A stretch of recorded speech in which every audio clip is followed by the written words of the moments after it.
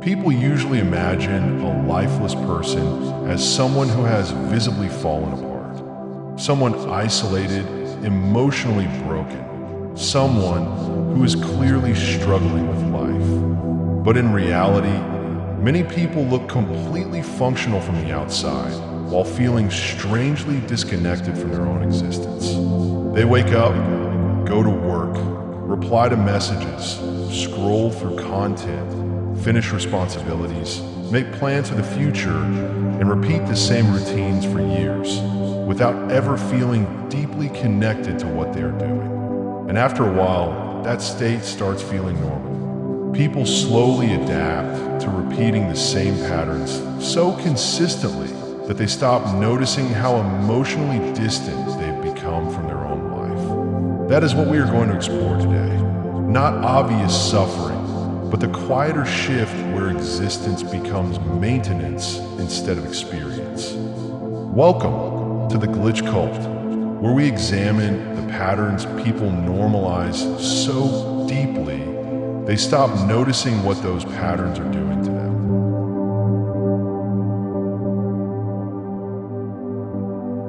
One of the strangest things about human life is that most people spend years protecting a life they never consciously chose in the first place. And this is not meant in some dramatic way, where people are completely forced into everything they do. It is much quieter than that. Most people simply move from one expected stage to another without ever stopping long enough to examine whether the direction itself feels real to them. School teaches structure very early.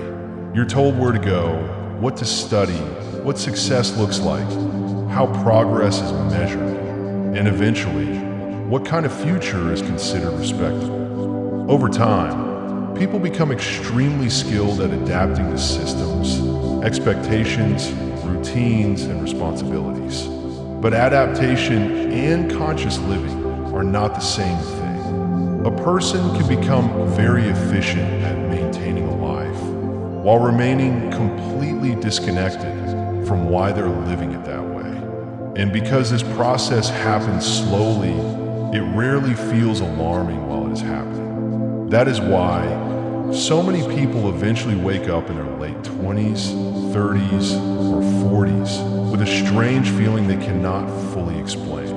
On paper, their life may look stable.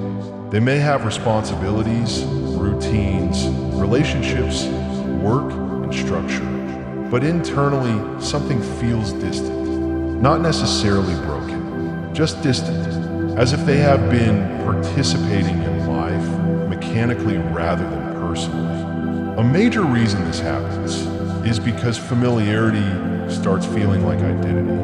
The longer people repeat something, the more natural it begins to feel. Certain habits, environments, routines, and ways of thinking become so normal that they stop being questioned. Eventually, people stop asking themselves whether they genuinely value something or whether they simply adapted to it over time because everyone around them treated it as normal. And once adulthood becomes busy enough, self-examination slowly disappears.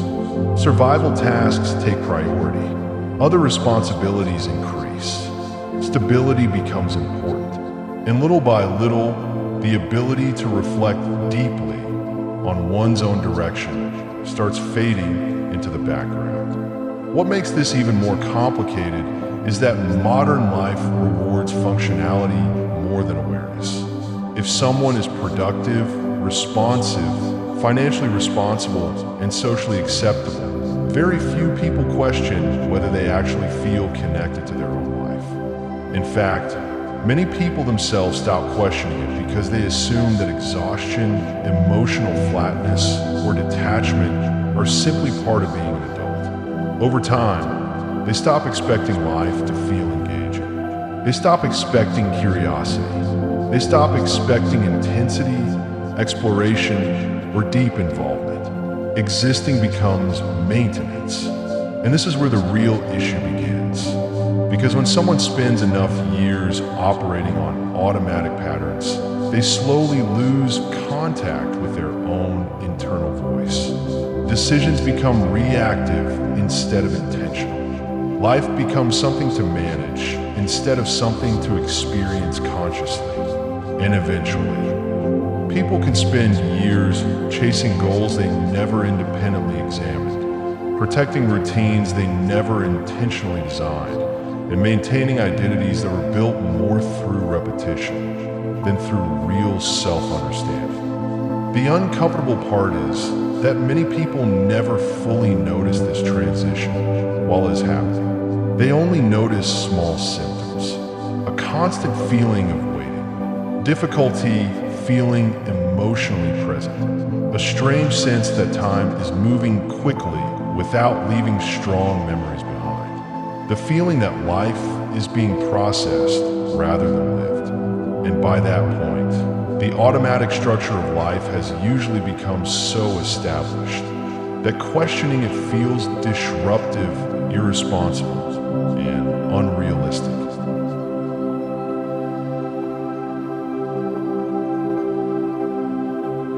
Once people stop consciously shaping their own life, something else slowly begins happening in the background. They stop participating in life directly and begin experiencing it passively instead.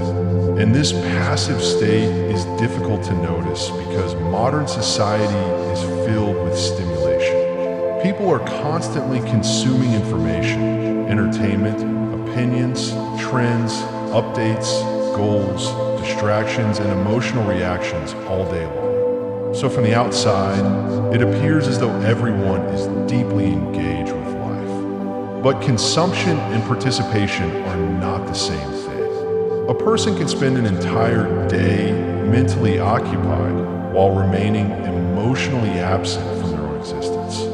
And this is becoming increasingly common because modern life constantly places people in observer mode instead of directly experiencing life. Many people spend most of their time watching, comparing, scrolling, reacting, evaluating, and absorbing other people's lifestyles, opinions, achievements, appearances, routines, relationships, and ambitions become the reference point for understanding reality. Gradually, people stop asking themselves what they actually feel or what genuinely matters to them. Instead, they begin measuring themselves through external systems that continuously tell them what is valuable, attractive, successful, efficient, or important. Over time, this creates a strange emotional distance between people and their own lives. Many adults eventually realize that they rarely feel deeply present anymore. They complete tasks, they maintain routines, they move through obligations, but genuine involvement becomes rare. Even experiences that are supposed to feel exciting are often approached mechanically because the mind remains occupied with productivity, performance, comparison, or future pressure. People begin documenting experiences more than feeling them. Anticipation fades, curiosity weakens, days become harder to distinguish from each other because life starts operating through repetition rather than discovery. And this is not always caused by laziness or lack of ambition. In many cases, passive living feels safer because direct participation in life requires emotional exposure. Real engagement forces people to confront uncertainty, failure, change, rejection, responsibility, and self-awareness. It requires paying attention to what feels empty, what feels meaningful, and what parts of life are being maintained purely out of habit. Many people unconsciously avoid this confrontation because maintaining a predictable structure feels psychologically easier than questioning it deeply.